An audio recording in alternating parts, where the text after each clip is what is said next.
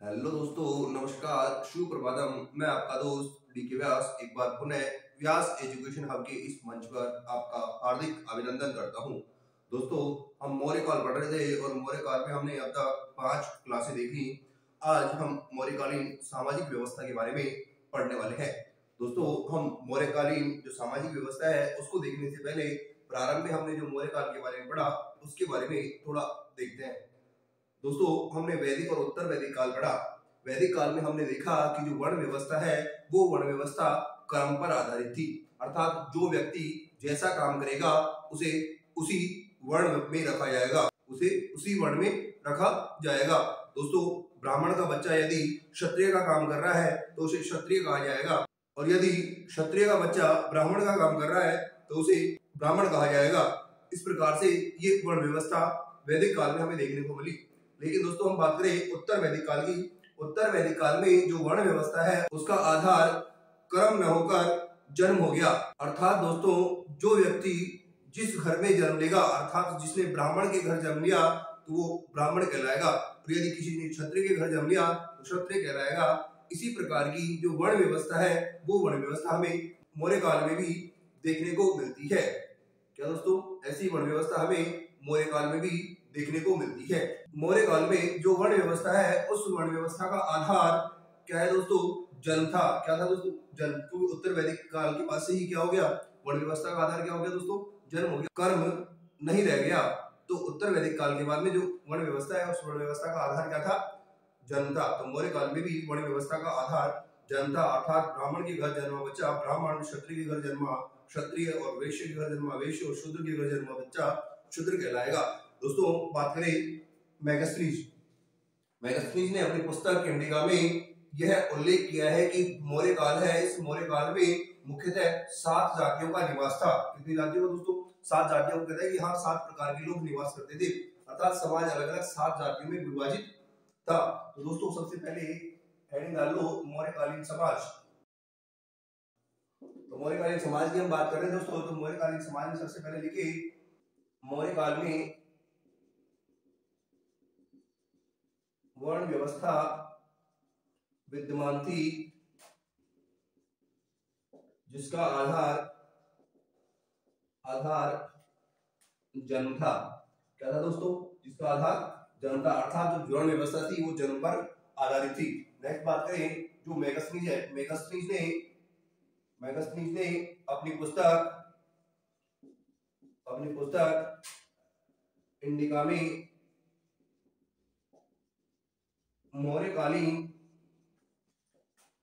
7 जातियों का उल्लेख किया है। क्या मेगास्थनीज ने कहा कि इस समय ये निम्न 7 जातियां थी, ये कार्य करती थी। तो मेगास्थनीज ने बताया इस समय दार्शनिक, किसान, सैनिक, पशुपालक, निरीक्षक, मंत्री और कारीगर या शिल्पी, ये 7 प्रकार की जातियों में पूरा समाज विभक्त था। तो लिखो, उल्लेख किया है जो निम्न थी। तो सबसे पहले बात करें दार्शनिक, दूसरा सैनिक, तीसरा किसान, चौथा पशुपालक। दोस्तों, दार्शनिक, सैनिक, किसान, पशुपालक, मंत्री, अर्थात जो मंत्री परिषद के सदस्य होते थे वे मंत्री के अलावा नेक्स्ट बात करें दोस्तों वो है कारीगर व शिल्पी, और नेक्स्ट है जो निरीक्षक।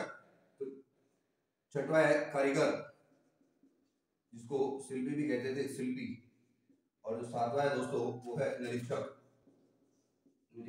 क्या है दोस्तों? निरीक्षक।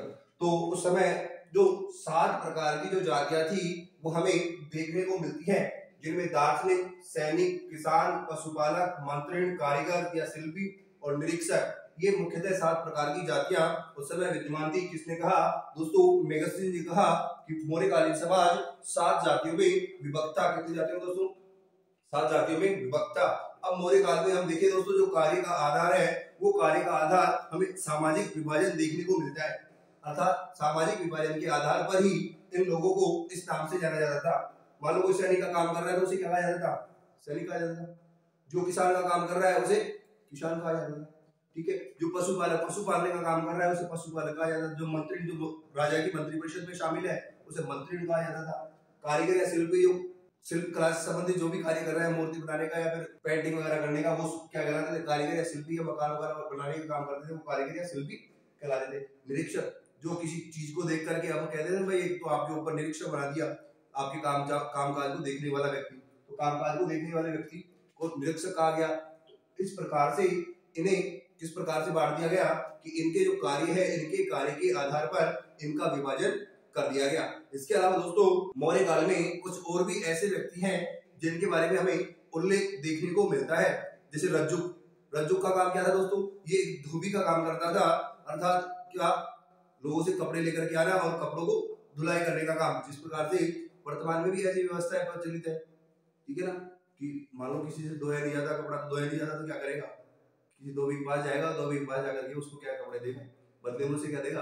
कपड़े धोने के पैसे। तो इस प्रकार की व्यवस्था मौर्य काल में विद्यमान। तो दोस्तों जो मौर्य काल था, उस मौर्य काल में ये रज्जुक नामक समुदाय था। इस रज्जुक नामक समुदाय का काम भी क्या था? ये कपड़े वपड़े धोने का काम करते थे। तो ये क्या थे? धोबी थे एक प्रकार से। नेक्स्ट बात करें दोस्तों मदारी, ठीक है। आजकल गाँव में भी कम हो गए, पहले से पहले बहुत ज्यादा थे, ठीक है। आजकल तो कम हो गए, पहले क्या थे? बहुत ज्यादा मात्रा में हमें देखने को मिलते थे मदारी। कहीं पे भी देखो आप, किसी चौराहे पे, किसी नुक्कड़ पे आपको मदारी खेल दिखाए हुए मिल जाते थे। तो इस मदारी के लिए मौर्य काल में शब्द का प्रयोग किया गया, जिसे कहा गया सौबिक। क्या कहा गया दोस्तों? सौबिक, ठीक है।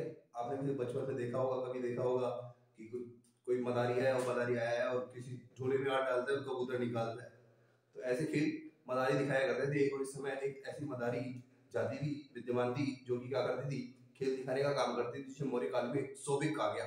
तो धोबी को तो रज्जुक, मदारी को सौबिक कहा गया। नेक्स्ट बात करें दोस्तों जुलाह। जुलाह जो निम्न वर्ग का तबका था, जिसे जुलाहा कहा गया। और जुलाहा के लिए मौर्य काल में एक शब्द का प्रयोग किया गया है, जिसे कहा गया तंतुवाई। क्या? तंतुवाई। जुलाहे के लिए तंतुवाई, धोबी के लिए रज्जुक, मदारी के लिए सौबिक। एक है जादूगर। क्या दोस्तों? जादूगर।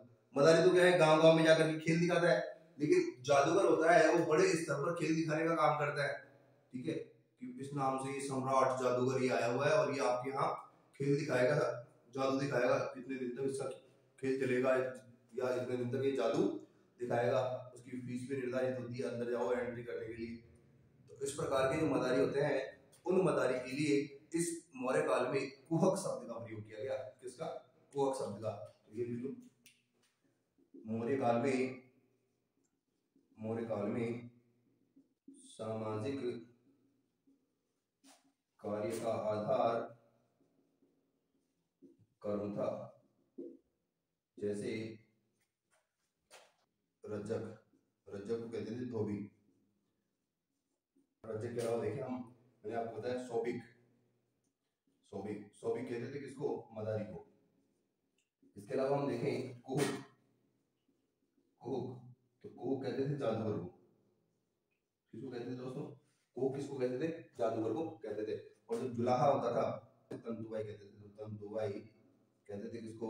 जुलाहे को, जुलाहा। तो क्या है कि कर्म के आधार पर इनका विभाजन कर रखा था, कि कर्म के आधार पर जो समाज है वो विभिन्न जातियों में वर्णित था। तो कितने प्रकार की बताता है जातियां? मैगजीन तो 7 जातियां बताता है, कि मैगजीन कहता है कि इस समय 7 जातियां विद्यमान थी, लेकिन हमें कुछ और जातियों का नाम भी हमें देखने को मिलता है, जो रज्जक, धोबी के नाम से, सौबिक, मदारी के नाम से, कुहुक, जादूगर के नाम से, और तंतुवाई, जुलाहे के नाम से हमें देखने को मिलती है। अब बात करें दोस्तों जो मौर्य काल था, इस मौर्य काल में जो पारिवारिक व्यवस्था थी, वो पारिवारिक व्यवस्था संयुक्त परिवार की थी। कौन सी थी दोस्तों? संयुक्त परिवार की थी। आज हम देखते हैं अधिकांश परिवार एकल परिवार की स्थिति में आ गए हैं।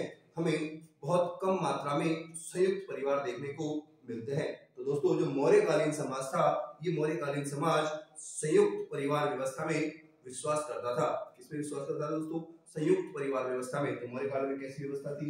संयुक्त परिवार व्यवस्था थी। हम बात करें सिंधु घाटी सभ्यता, तो सिंधु घाटी सभ्यता के समय हमने देखा कि समाज था, वो समाज मात्र सत्तात्मक था। कैसा था? मात्र सत्तात्मक था। लेकिन अब मौर्यकालीन व्यवस्था की बात करें तो मौर्यकालीन सामाजिक व्यवस्था में समाज मात्र सत्तात्मक न रहकर कैसा हो गया? पितृ सत्तात्मक रह गया। अर्थात परिवार का जो सबसे बड़ा मुखिया है वो पिता होगा। सिंधु घाटी सभ्यता में क्या था, जो परिवार की सबसे बड़ी सदस्य होती थी, मुखिया होती थी, वो माँ होती थी, ठीक है, जो सबसे बड़ी बुजुर्ग महिला होती थी वो। वैसे ही जो पितृसत्तात्मक समाज होता है उसमें परिवार का सबसे बुजुर्ग पुरुष होता है, वो परिवार का मुखिया होता है। तो दोस्तों ये लिख लो,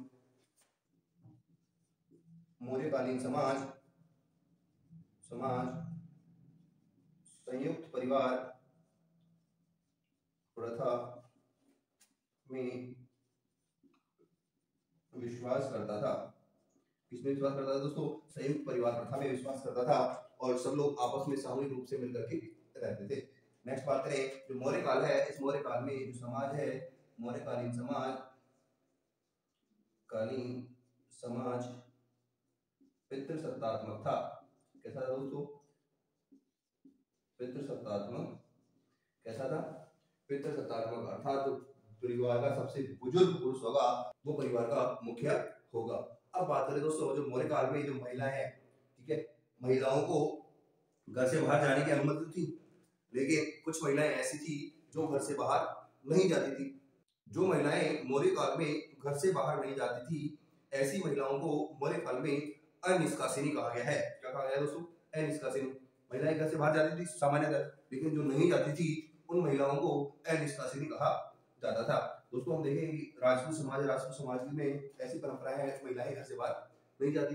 जो प्राचीन मौर्यकालीन सामाजिक व्यवस्था है, उस सामाजिक व्यवस्था में हम देखा कि महिलाएं सामान्यतः घर से बाहर जाती, लेकिन जो महिलाएं घर से बाहर नहीं जाती उन महिलाओं को क्या कहा जाता था? अनिष्कासिनी कहा जाता था। तो ये भी नोट कर लीजिए, मौर्य काल में घर से बाहर नहीं जाने वाली महिलाओं को अनिष्कासिनी कहा जाता था। क्या कहा जाता था? अनिष्कासिनी कहा जाता था। तो जो मौर्य काल में जो महिलाएं थी जो घर से बाहर नहीं जाती थी, उन्हें क्या कहा जाता था? अनिष्कासिनी कहा जाता था। अब देखिए दोस्तों, समाज क्या करता था? समाज में उत्सवों का प्रचलन था, ठीक है। तो प्रारंभ में तो क्या, जब चंद्रगुप्त मौर्य थे, बिंदुसार थे, उस समय उत्सवों का अधिकांश मात्रा में प्रचलन बहुत ज्यादा मात्रा में था। लेकिन जैसे ही अशोक गद्दी पर बैठता है और कलिंग युद्ध होता है, कलिंग युद्ध के बाद उसने अपनी प्रजा को संबोधन करना प्रारंभ किया, और संबोधन करने के बाद उसने कहा कि बड़े उत्सव और आयोजनों पर पाबंद लगा दी जाए। तो बड़े उत्सव और आयोजनों पर क्या लगा दी गई? पाबंदी लगा दी गई। तो इस स्थिति में क्या हुआ कि जो बड़े उत्सव और आयोजन है वो स्थगित हो गए। लेकिन जो मौर्य काल में उत्सव और आयोजन होते थे सामूहिक, जहाँ सब लोग आकर के एकत्रित होते थे, ऐसे बड़े सामूहिक उत्सव और आयोजनों को प्रवहण कहा जाता था। क्या? ऐसे बड़े उत्सव और आयोजनों को प्रवहण कहा जाता था। तो ये भी नोट करके लिख लो, मौर्य काल में सामूहिक उत्सवों को प्रवहण कहा जाता था। क्या कहा जाता था दोस्तों? प्रवहण कहा जाता था। जो मौर्यकालीन समाज है ये उत्सवों में भी बिलीव करता था, लेकिन अशोक के बाद उत्सवों को बनाया जाना कम हो गया, क्योंकि उसने कहा कि जो समाज में अनर्थ खर्चे हो रहे हैं, उन अनर्थ खर्चों को क्या कर दिया है? रोक दिया जाए और समाज के विकास में ध्यान दिया जाए। तो उसने क्या कर दी? बड़े उत्सवों के आयोजन पर उसने पाबंदी लगा दी। अब जो मौर्यकालीन आर्थिक जीवन है उसके बारे में देखेंगे दोस्तों, एक बार आप इसको नोट कर लीजिए।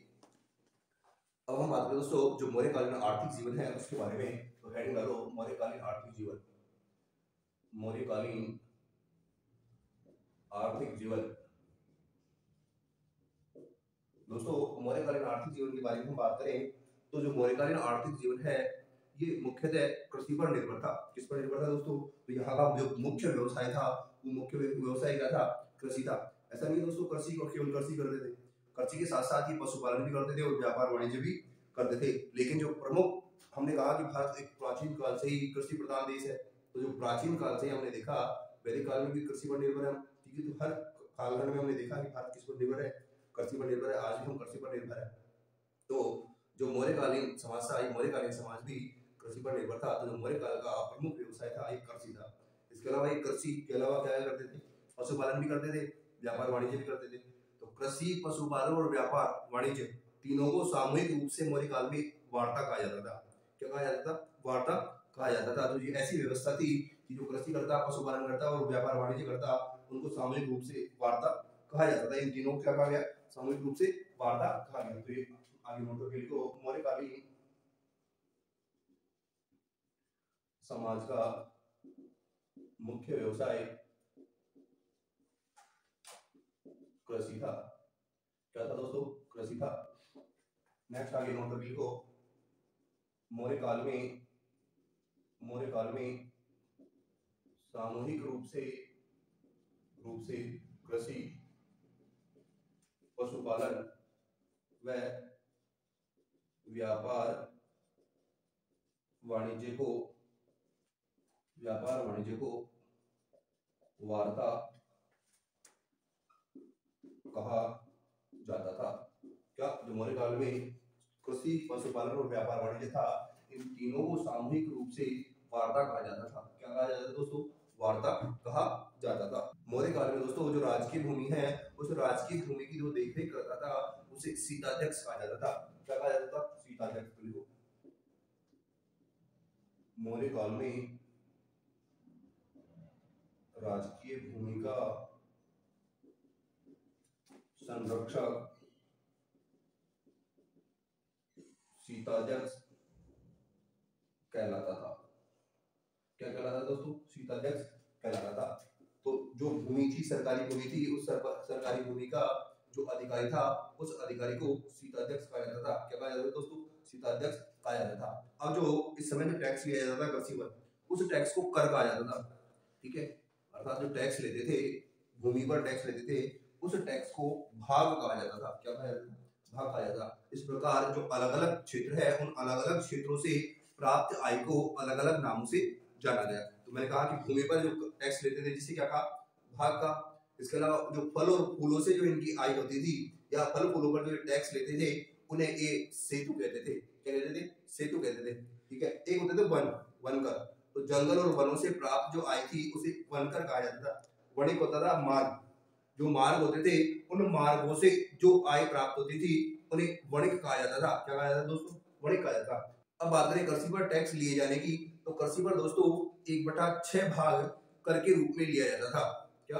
1/6 भाग कर के रूप में लिया जाता था। हम बात करें बौद्ध गया और लुम्बिनी की, ताकि बौद्ध गया और लुम्बिनी की भगवान बुद्ध के जो जीवन से संबंधित 2 महत्वपूर्ण स्थान है, उन महत्वपूर्ण स्थानों के बारे में अशोक ने अपने जो साम्राज्य है, उस साम्राज्य के शासन काल के दौरान, अर्थात उसका राज्याभिषेक हुआ 269 ईसा पूर्व, 269 ईसा पूर्व से हम देखें कि उसके 10 वर्ष बाद अपने राज्याभिषेक के 10वें वर्ष वह बोध गया की यात्रा करता है, और 20वें वर्ष वह लुम्बिनी की यात्रा करता है। तो क्या होता है, जब बोध गया और लुम्बिनी वह जाता है, तो वहां जो कर की व्यवस्था है, उस कर की व्यवस्था को 1/6 से घटाकर क्या कर देता है? 1/8 कर देता है। तो जो मौर्य काल में कृषि पर जो कर लिया जाता था, उसे भाग कहा जाता था, और वह कितना लिया जाता था दोस्तों? वह 1/6 भाग लिया जाता था। तो मौर्य काल में कृषि पर लिए जाने वाले कर को भाग कहा जाता था, जो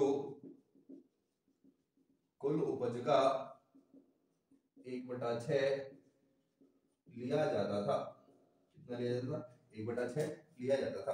अब दोस्तों इसी प्रकार अन्य जो कर है उनके बारे में देख लें। सेतु। मौर्य काल में फल व फूलों से प्राप्त आय को सेतु कहा गया। क्या कहा गया दोस्तों? सेतु कहा गया। नेक्स्ट बात करें, मौर्य काल में सड़क मार्ग से प्राप्त आय को वणिक कहा गया। वणिक कहा गया। नेक्स्ट देखें, मौर्य काल में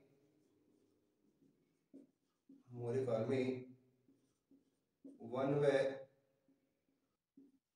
वन्य जीवों से प्राप्त आय को वन कहा गया। क्या कहा गया दोस्तों? वन कहा गया। एक बार दोस्तों आप इसको नोट कर लीजिए। अब और कुछ जो आय के स्रोत थे मौर्य काल में, उस आय के स्रोतों के बारे में हम बात करेंगे।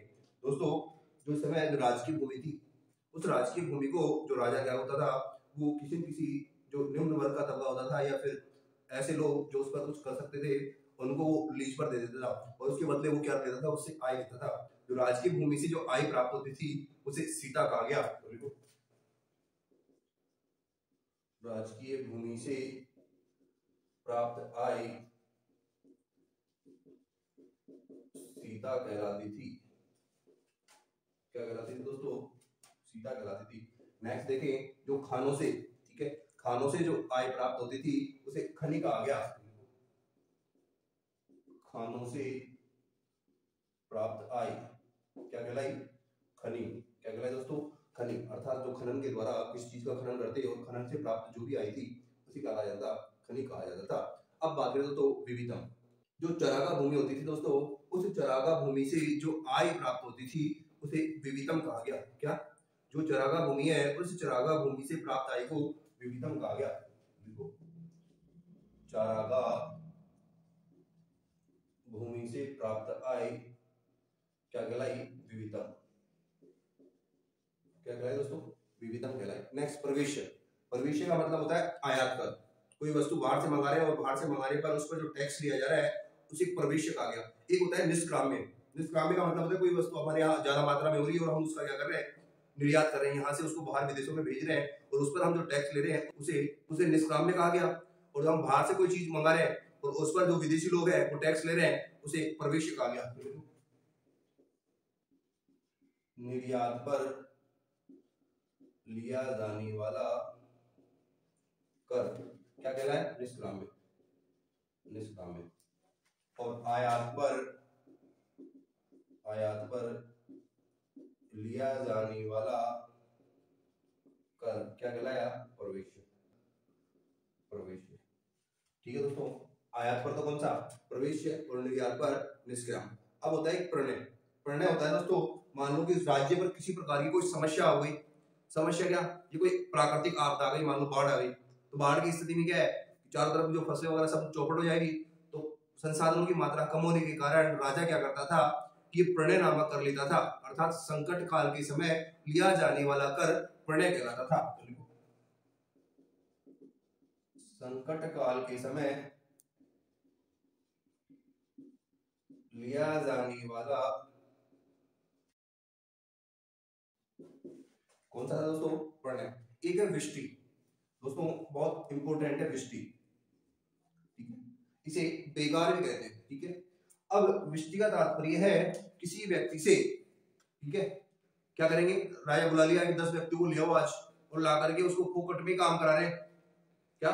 फोकट में काम करा रहे हैं उसको, उसके बदले में किसी प्रकार की जो भुगतान है वो भुगतान हम नहीं कर रहे, अर्थात उससे बेगार में हम क्या करवा रहे हैं? काम करवा रहे हैं, निःशुल्क काम करवा रहे हैं। तो वृष्टि क्या था? वृष्टि निःशुल्क व बेगार श्रम था। तो वृष्टि यह एक बेगार व निःशुल्क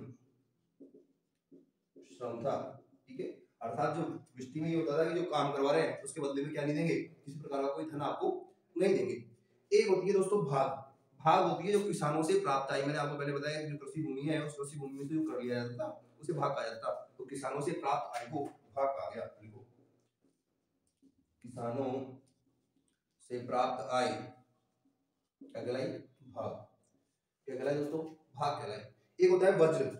वज्र का तात्पर्य दोस्तों जो पशु पक्षी है, मान लो किसी ने पशु पाल रखे हैं बहुत सारे, और क्या करता है, उस पशु का जो काम है वो उस पशु को काम को इस प्रकार से देखता है कि मैं इसको केवल वाणिज्य के लिए ही प्रॉपर रूप से इसका पालन कर रहा हूँ। तो किसी ने मान लो बहुत सारी भेड़ें पाल रखी, और भेड़ें पाल करके वो उसको जो ऊन होती है उस ऊन को बाजार में बेच करके उससे भी आय प्राप्त कर रहा है। उसका जो दूध है उसको बेच करके उसका आय प्राप्त कर रहा है। उसका मांस है उसको बेच करके उससे आय प्राप्त कर रहा है। तो जो पशुपालक है उन पशुपालकों के पास बहुत सारी आय आ रही है।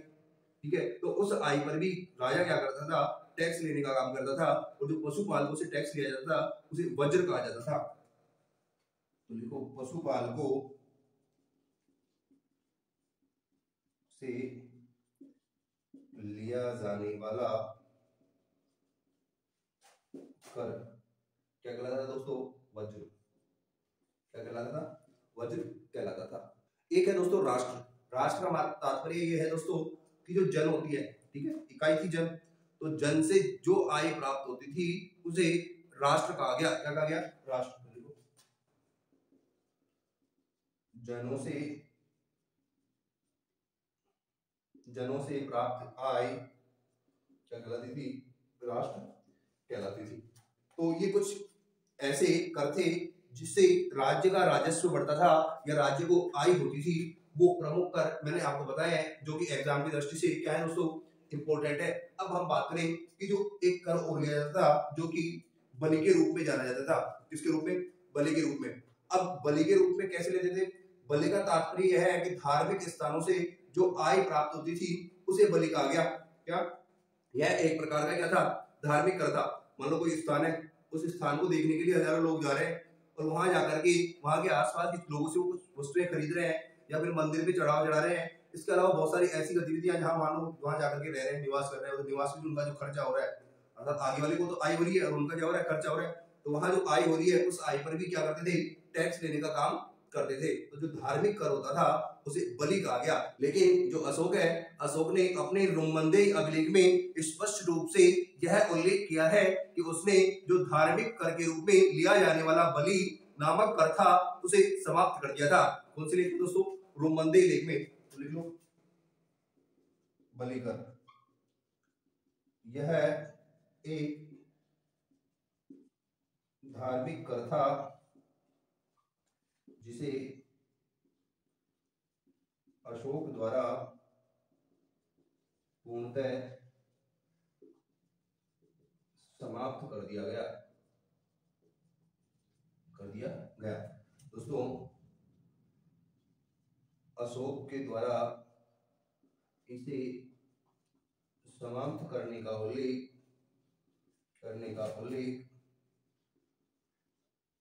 रुमिंदेई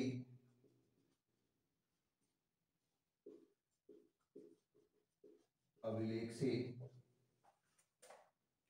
मिलता है। कहां से मिलता है दोस्तों? इसका उल्लेख हमें रुमंदेई अभिलेख से मिलता है कि अशोक ने जो बलिनामा कर था इसको पूरी तरह से क्या कर दिया? समाप्त कर दिया। अब दोस्तों, रज्जु नामक एक कर लिया जाता था, ये रज्जु कर लिया जाता है। अब मान लो कि कोई व्यक्ति है, ठीक है, दो व्यक्तियों के मध्य आपस में विवाद हो रहा है और उस विवाद की स्थिति में यदि उन दोनों को विवाद का समाधान करना है तो वो क्या करवाते थे? अपनी भूमि की नाप करवाते थे। ठीक है, ये भूमि है, ठीक है। अब ये बीच वाला हिस्सा है ना, इस वाले को मान लो कि इसने रामलाल ने थोड़ा अपनी तरफ दबा लिया और श्यामलाल ने कहा कि रामलाल ने मेरी जमीन को क्या कर ली? दबा ली।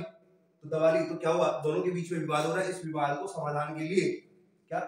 के समाधान के लिए भूमि को क्या किया जाता था? नापा जाता था। ठीक है, तो भूमि की नाप के लिए जो राजा अपने अधिकारियों को भेजता था या भूमि का नाप करने वाले अधिकारी को भेजता था, उसके बदले वो एक प्रकार का कर लेता था जिसे रज्जू कहा गया। क्या कहा गया दोस्तों? रज्जू। तो देखो, रज्जू भूमि माप पर लिया जाने वाला कर। ठीक है, रज्जू कौन सा था? भूमि माप पर लिया जाने वाला कर। एक बार आप इसको नोट कर लीजिए। अब दोस्तों आगे और कुछ एक दो कर और बचे हैं, वो पढ़ लिख लेते हैं। एक होता है दोस्तों हिरण्य कर। क्या होता है? हिरण्य कर। ये नगद लिया जाता था। ठीक है, तो राजा को क्या होती है? आवश्यकता पड़ती तो क्या करता? राजा मोहर लेने का काम करता था। वो अनाज के रूप में इसे नहीं लेता था। तो जो ऐसा कर जिसे केवल राजा अनाज के रूप में न लेकर नगद लेता था उसे हिरण्य कहा जाता था। तो लिखो हिरण्य कर।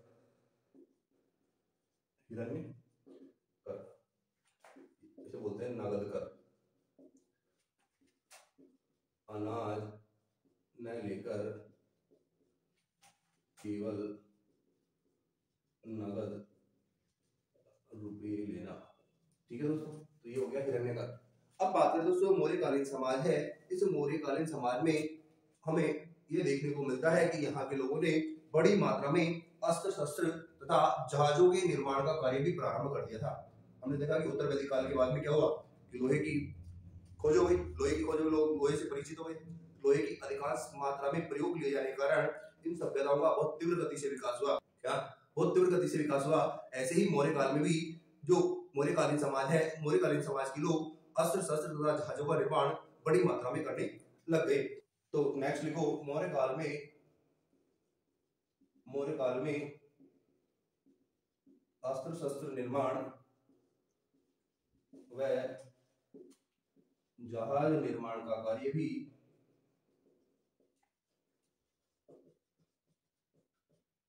तीव्र गति से बढ़ा तो मौर्यकालीन समाज किसको, अस्त्र शस्त्र निर्माण को और जहाज निर्माण को भी बढ़ावा देने लग गए। अब नेक्स्ट बात करें दोस्तों, जो इस समय मौर्य काल था, इस मौर्य काल में व्यापार जो वाणिज्य व्यवस्था थी वो क्या थी, दूसरे जो पड़ोसी राज्य है उन पड़ोसी राज्यों के साथ थी।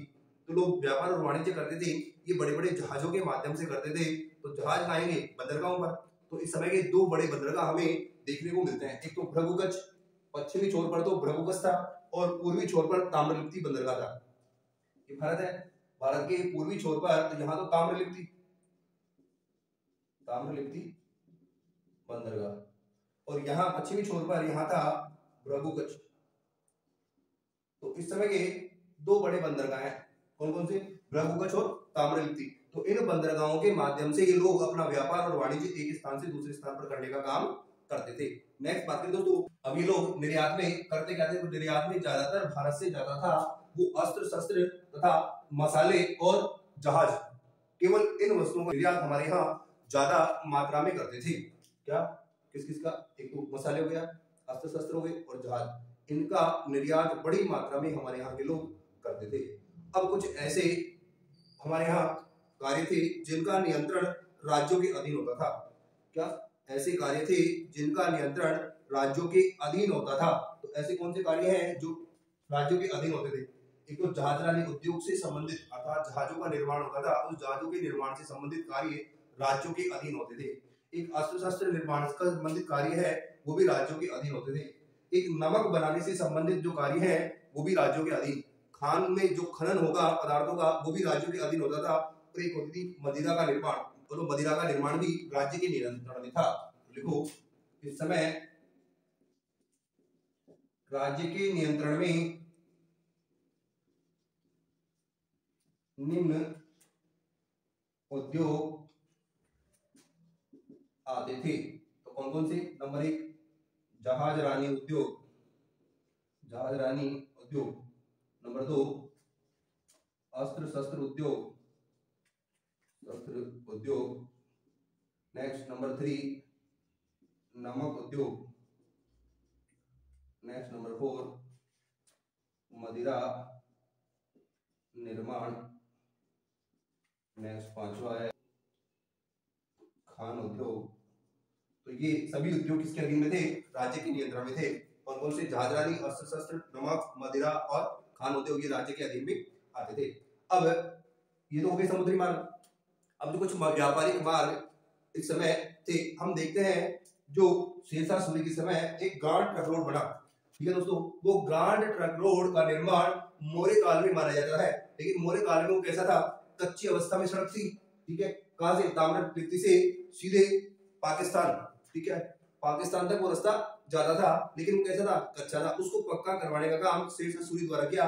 तो इस समय हमें व्यापारिक मार्ग भी देखने को मिलता है। क्या मिलता है, व्यापारिक मार्ग भी देखने को मिलता है, जिसका नाम हमें जो इस समय के ग्रंथ है उन ग्रंथों में उत्तरापद के नाम से हमें वो देखने को मिलता है। और इस समय जो सड़क निर्माण का काम था, वो सड़क निर्माण का काम एक एग्रोनोमोई नामक अधिकारी करता था। कौन करता था दोस्तों, एग्रोनोमोई नामक अधिकारी करता था। तो यहाँ लिख लो व्यापारिक मार्ग, देखो इस समय सड़क परिवहन भी मौजूद था, जिसमें सबसे बड़ा व्यापारिक मार्ग उत्तरापथ था। कौन सा था दोस्तों, उत्तरापथ था, जिसकी समकक्षता शेरशाह सूरी द्वारा बनाए गए जीटी रोड से लगाई जाती है। मौर्य काल में सड़क निर्माण का कार्य करने वाले अधिकारी को एग्रोनोमोई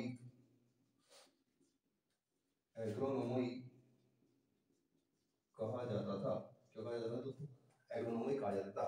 तो हमारे यहाँ जो व्यापारिक व्यवस्था है वो व्यापारिक व्यवस्था जहाजों के माध्यम से ही नहीं बल्कि व्यापारिक मार्ग से भी हमें देखने को मिलती है। और उत्तरापथ इस समय का जो प्रमुख राजमार्ग है वो भी देखने को मिलता है। और सड़क निर्माण से संबंधित जो कार्य करता था वो एग्रोनॉमी नामक अधिकारी करता था। जो ये उत्तरापथ है दोस्तों, इसको आगे जाकर पक्का करवाने का काम शीर्षक सूरी द्वारा किया गया और जिसे किस नाम से जाना गया, ग्रांड ट्रक रोड के नाम से जाना गया। एक बार दोस्तों आप इसको नोट कर लीजिए।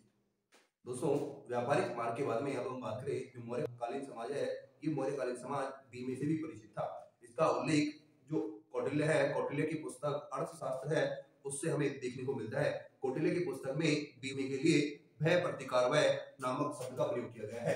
तो लिखो मौर्यकालीन समाज में बीमा भी प्रचलन में था, जिसका उल्लेख कौटिल्य ने अपनी पुस्तक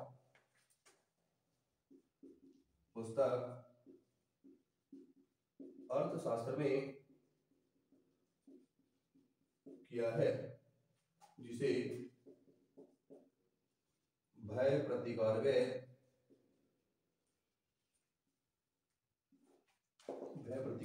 नाम दिया गया है। क्या नाम दिया गया है? भय प्रतिकार व्यय। अर्थात जो भय प्रतिकार व्यय है ये शब्द बीमे के लिए काम में लिया जाता था। अब बात करें दोस्तों जो मौर्यकालीन समाज है, ये मौर्यकालीन समाज संगीत और नृत्य में भी विश्वास करता था। और संगीत और नृत्य इस समय जो सामूहिक रूप से आयोजित किए जाते थे, जिससे समाज में क्या होते थे, आपस में सामूहिकता और भाईचारा बना रहता था। अब बात करें दोस्तों समाज में एक ऐसी महिलाएं होती थी जो संगीत और नृत्य के माध्यम से अपनी आजीविका चलाती थी, उन्हें रूपाजीवा कहा जाता था। मौर्यकालीन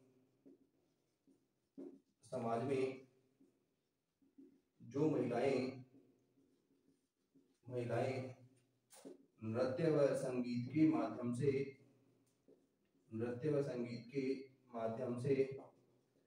अपनी आजीविका चलाती थी, उन्हें रूपाजीवा कहा जाता था। क्या कहा जाता था दोस्तों? रूपाजीवा कहा जाता था। अर्थात समाज में कुछ ऐसी महिलाएं भी थी जो संगीत और नृत्य के माध्यम से आजीविका को चलाने का काम करती थी, जिन्हें क्या कहा जाता था? रूपाजीवा कहा जाता था। अब बात करें फसलों की। जो मौर्यकालीन समाज है ये मुख्यतः 3 प्रकार की फसलें बोने का काम करते थे। कौन सी दोस्तों? फसलें, मौर्यकालीन फसलें। दोस्तों मौर्यकालीन समाज है वो मौर्यकालीन समाज मुख्यतः 3 फसलें बोता था। कितनी फसलें? 3 फसलें। और 3 फसलें थी दोस्तों। पहली बात करें तो पहली थी ग्रैस्मिक। ठीक है, तो ग्रैस्मिक फसल जो होती थी जिसे हम खरीफ की फसल कहते हैं, तो खरीफ की फसल बोलते थे, खरीफ की फसलें। दूसरी बात करें दोस्तों तो दूसरी है कैमिन। तो कैमिन फसल थी दोस्तों जिसे कहते थे रबी की फसल। क्या कहते थे? रबी की फसल। ठीक है, और जो थर्ड फसल थी दोस्तों वो थी केदार। ठीक है, इसे हम कहते हैं दोस्तों जायद की फसल। तो जो मौर्यकालीन समाज है, मौर्यकालीन समाज भी जो वर्तमान में हम 3 प्रकार की फसलें करते हैं, 3 प्रकार की कृषि करते हैं, उन तीनों प्रकार की कृषि से परिचित थे। ग्रैस्मिक, कैमिन और केदार के रूप में ये लोग इन्हें जानते थे, जिसे हम खरीफ, रबी और जायद की फसलें कहते हैं। दोस्तों ये थी जो मौर्यकालीन आर्थिक जीवन है उसके बारे में हमने चर्चा की। और अब हम बात करेंगे जो मौर्यकालीन धार्मिक जीवन है उसके बारे में। तो दोस्तों एक बार आप इसको नोट कर लीजिए। अब हम बात कर रहे हैं मौर्यकालीन धार्मिक जीवन के बारे में। दोस्तों मौर्यकालीन धार्मिक जीवन के बारे में हम बात करें तो हमने प्रारंभ में देखा जो चंद्रगुप्त मौर्य है, जो मौर्य वंश का प्रथम शासक था, उसने जैन धर्म को अपनाया। उसके बाद हमने बिंदुसार, उसका जो पुत्र था बिंदुसार, उसके बारे में देखा। उसने आजीविक संप्रदाय को संरक्षण प्रदान किया। लेकिन हम देखते हैं जो अशोक है, अशोक ने कालांतर में आगे आकर बौद्ध धर्म का वो अनुयायी हो गया और बौद्ध धर्म के प्रचार प्रसार के लिए उसने अनेक प्रकार के प्रयास किए और अनेक प्रकार के बौद्ध प्रचारकों को उसने विदेशों में भेजा। तो दोस्तों हेडिंग डालिए मौर्यकालीन धार्मिक जीवन। मौर्यकालीन धार्मिक जीवन तो किस प्रकार का था इसके बारे में हम बात करें तो चंद्रगुप्त मौर्य कौन से धर्म का? जैन धर्म का। बिंदुसार आजीविक संप्रदाय का और अशोक बौद्ध धर्म का। मौर्य वंश के संस्थापक चंद्रगुप्त मौर्य मौर्य जैन धर्म के अनुयायी थे, जबकि उनके पुत्र बिंदुसार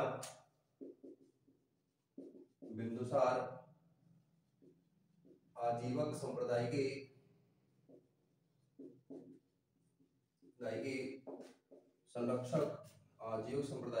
संरक्षक थे। वहीं कालांतर में अशोक ने बौद्ध धर्म को आश्रय प्रदान किया। तो दोस्तों हम देख सकते हैं कि किसी प्रकार का कोई एक प्रॉपर धर्म नहीं था जो कि मौर्यकालीन प्रशासनिक व्यवस्था है उसमें हमें देखने को मिले। तो चंद्रगुप्त मौर्य ने तो जैन धर्म अपना लिया और जैन धर्म अपना करके भद्रभाव उन्होंने शिक्षा दी और शिक्षा देने के बाद हम देखते हैं कि 298 ईसा पूर्व कर्नाटक में जो श्रवणबेलगोला है वहां पर उन्होंने संलेखन पद्धति द्वारा अपने प्राण त्याग दिए। बिंदुसार वहीं आजीविक संप्रदाय को अपनाता है और अशोक को उपगुप्त या बाल पंडित ने बौद्ध धर्म की दीक्षा प्रदान की। तो हम देखते हैं दोस्तों जो मौर्यकालीन धर्म है, ये मौर्यकालीन धर्म प्रॉपर रूप से किसी एक धर्म को बढ़ावा देकर अलग अलग कालखंड में अलग अलग धर्मों को इन्होंने बढ़ावा देने का काम किया।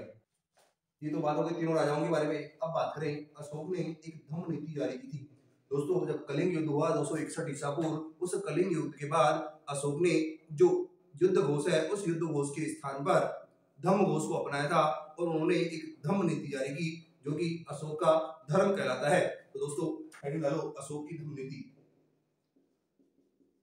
अशोक की धम्म नीति। तो क्या थी अशोक की धम्म नीति? तो अशोक की धम्म नीति थी दोस्तों कि जो संयम है उस संयम को बना के रखना। जो धम्म है, इस धम्म का अर्थ क्या होता है? संयम। अर्थात जो धम्म है इस धम्म का मूल मंत्र भी क्या है? संयम है। तो लिखो धम्म का मूल मंत्र है, धम्म का मूल मंत्र है संयम। क्या है दोस्तों? संयम। धम्म का मूल मंत्र क्या है? संयम है। अर्थात संयमित रहकर कि हम लोग हमारे जो दैनिक जीवन है उस दैनिक जीवन को सफल बना सकते हैं। अब मान लो कि किसी ने कुछ कह दिया और हम भी उसके बदले में आक्रोश हो गए और दोनों के बीच में हिंसक रूप से हम दोनों के बीच में क्या हो गई? मारपीट हो गई। तो किसी न किसी एक का नुकसान होना तय है। तो इसीलिए अशोक कहता है कि सब लोग क्या रहो? संयम से रहो। तो कलिंग युद्ध के बाद इसने भी किसकी नीति अपना ली? धम्म की नीति अपना ली, संयम की नीति अपना ली। जो धम्म नीति क्या थी?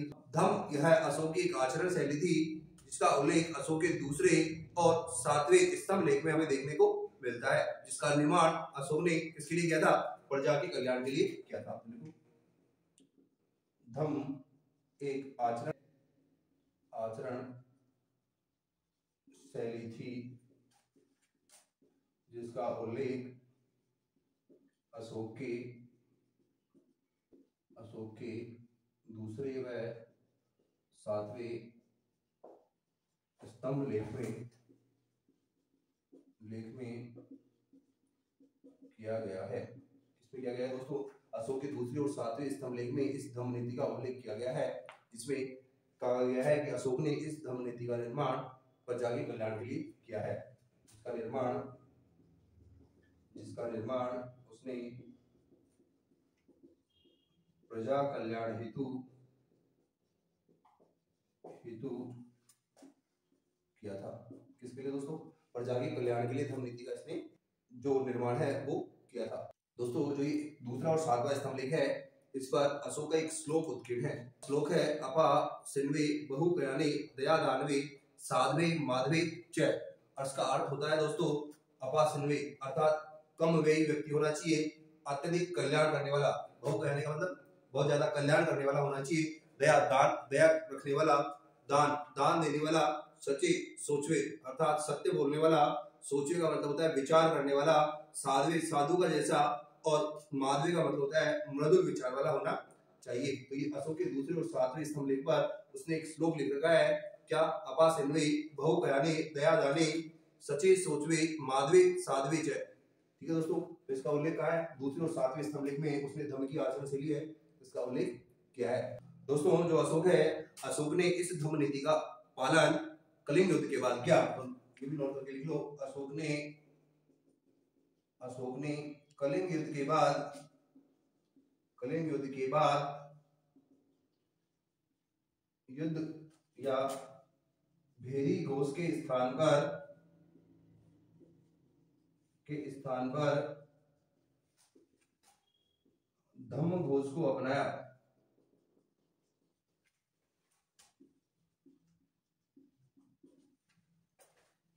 दोस्तों आज हमने पढ़ा जो मौर्यकालीन समाज है, मौर्यकालीन समाज के बारे में और मौर्यकालीन जो धार्मिक व्यवस्था थी उसके बारे में। कल हम दोस्तों पढ़ेंगे जो मौर्य काल में लिखी हुई जो भाषा साहित्य है उसके बारे में, उस समय की जो शिक्षा पद्धति है उनके बारे में, और जो मौर्य सभ्यता है इसके पतन के क्या कारण थे उनके बारे में। जब तक के लिए दोस्तों नमस्कार। मैं एक बार पुनः आपसे रिक्वेस्ट करूंगा कि व्यास एजुकेशन हब की इस मंच को अधिक से अधिक लाइक, शेयर और सब्सक्राइब करें। धन्यवाद।